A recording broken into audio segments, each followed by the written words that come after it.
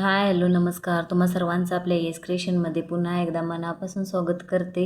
तर तुम्हालाही प्रश्न पडला आहे का की कोणत्या नथसाठी कोणती बेस तार वापरायची किंवा कोणती तार किती घ्यायची नथसाठी, साईज किती घ्यायचा. तर ह्या सर्व प्रश्नांची उत्तरं आज आपण या व्हिडिओमध्ये देणार आहोत. व्हिडिओ मी तुमच्या कमेंटनुसार आज बनवण्याचा प्रयत्न केलेला आहे. व्हिडिओ जास्त काय मोठा नाही आहे, छोटाच व्हिडिओ आहे, तरी पूर्ण बघा म्हणजे समजेल. मी प्रत्येक व्हिडिओमध्ये सांगत असते की इतकी तार घ्यायची आहे, ही तार घेतलेली आहे, तरी पण तुम्ही स्किप करत बघत जात असाल, त्याच्यामुळे समजत नसेल. पण प्लीज स्किप न करता बघा, म्हणजे तुम्हाला समजेल. त्याच गोष्टी मी सांगितलेल्या असतात, परत त्याच गोष्टी तुम्ही कमेंटमध्ये विचारता. त्याच्यासाठी व्हिडिओ पूर्ण बघा. आणि कोणी माझ्या चॅनलवर नवीन असेल तर चॅनलला सबस्क्राईब करा, बाजूच्या बेल आयकॉनवर क्लिक करून ऑलवर क्लिक करा, जेणेकरून तुम्हाला माझ्या नवीन व्हिडिओची नोटिफिकेशन मिळत राहील. तर आज आपण इथं बघणार आहोत की कोणत्या नथसाठी कोणती बेस तार यूज करायची आहे आणि किती यूज करायची आहे ते. तर चला बघूयात, व्हिडिओला सुरुवात करूया. तर ही आहे पारंपरिक नथ आपली, मोती नथ. तर यासाठी आपण इथं ही 18 गेज तार, इथं सहज करून 3च तार जास्त यूज होतात. 3च तार यूज होतात, म्हणजे 18 गेज, 20 गेज आणि ही तारेची नथ बनवण्यासाठी जी नाकातून घालतो ती होलमधून, त्यासाठी ही 24 गेज तार. असं त्याच्यासाठी ही या नथीसाठी आपण ही तार यूज करतो. साईज नंतर दाखवेन मी. तर आपण इथं ही नथ, बाकी एडी स्टोनची नथ, म्हणजे जी आपण हेवी नथ बनवतो ती 18 गेज तारेमध्येच बनवावी लागते. कारण ती ओझं जास्त होतं, त्याच्यामुळे स्लिप व्हायला बघते नाकात घातल्यानंतर. ती स्किप न होऊ नये म्हणूनच 18 गेज तार यूज केली जाते. त्याच्यानंतर ही आहे आहो नथ. ह्याच्यासाठी तुम्ही दोन्ही पण तारा यूज करू शकता, 18 गेज पण आणि 20 गेज पण यूज करू शकता. आणि ही आहे आपली ब्रायडल नथ. ही 18 गेज तार यूज केलेली आहे, इथं पण थोडं हेवी वर्क असल्यामुळे. आणि ही आहे आपली परवा शिकवलेली प्रेस नथ, सॉरी चापाची नथ आहे.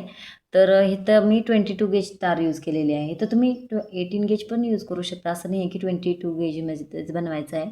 दोन्ही तारेमध्ये कुठलीही यूज करू शकता. आणि ही झाली आपली तारेची नथ, म्हणजे जी होलमधून नाकामधून घालायची असते ती. तर ह्या नथीसाठी फक्त हीच तार यूज होते, 24 गेज तार. तर ही नथ ह्या तारांमध्ये नाही बनत, तर हे लक्षात घ्यायचं आहे. आणि बाकी जे आपण नोजपिन बनवतो यांच्यासाठी सुद्धा ही 22 गेज तार आपण यूज करत असतो याच्यासाठी सुद्धा. तर इतकंपर्यंत तुम्हाला समजलं असेल. तुम्ही लक्ष देऊन बघितलं तर मी तेच सांगत असते प्रत्येक व्हिडिओमध्ये, तरी लक्ष देऊन बघत बिना स्किप करता व्हिडिओ बघितला तर तुम्हाला नक्की समजेल. तर साईज कसं घ्यायचं ते बघूया. तर आपण साईज ही मी दाखवत असते, तरी पण एकदा मी आता दाखवण्याचा प्रयत्न करेन. 1 मिनिट.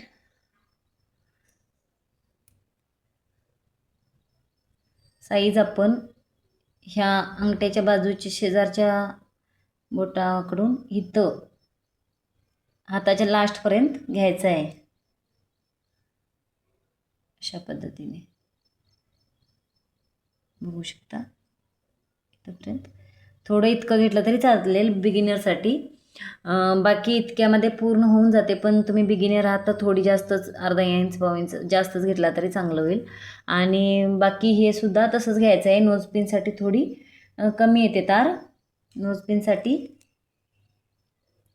त्याच्यापेक्षा थोडी कमी घ्यायची, किमान इतकी म्हणजे जितकी आपण मोठ्या नथला घेतो त्याच्यापेक्षा अर्ध्यापेक्षा थोडी जास्त घ्यावी लागेल. नवीन असता त्याच्यामुळे थोडी जास्तच घ्यायची आहे, समजणार नाही ना, त्याच्यासाठी एकदा तुम्हाला प्रॅक्टिस झालं की नंतर समजेलच किती साईज घ्यायचं आहे किंवा किती नाही.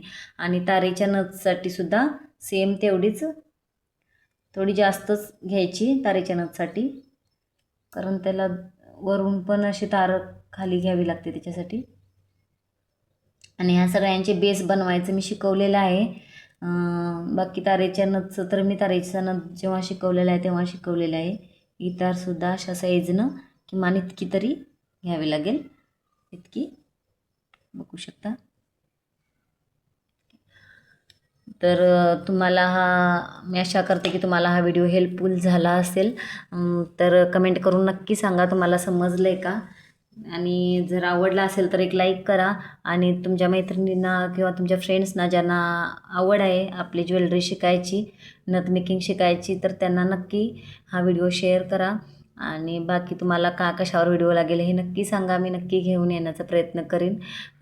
काही लेडीज अशा आहेत की खूप छान कमेंट करतात काही ताई, की हे समजलं नाही सांगा, ते समजलं नाही. तर मला खूप मोटिफाय होते की मी बनवते तर त्यांना समजतं आहे, हे माझ्यासाठी खूप महत्त्वाचं आहे.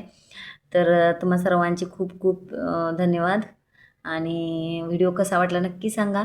चला, थँक्यू. परत भेटूया पुढच्या व्हिडिओमध्ये. आपले ज्वेलरी मेकिंग क्लास हे चालूच राहणार आहेत, तर नक्की ते पूर्ण व्हिडिओ बघा. त्याच्यानंतर तुम्हाला समजेल की कशा पद्धतीने शिकवलेले आहेत आणि काय काय सांगितलेलं आहे. ह्याच गोष्टी मी त्याच्यामध्ये सुद्धा सांगितलेल्या आहेत, पण तुम्ही लक्ष दिलं नसेल त्याच्यामुळे. प्लीज चेक करून बघा, तेही व्हिडिओ तुम्हाला समजेल आणि घरबसल्या तुम्ही ही सुंदर ज्वेलरी नथ मेकिंग शिकू शकता. चला मग भेटूया पुढच्या व्हिडिओमध्ये. तोपर्यंत खुश राहा. Okay, bye.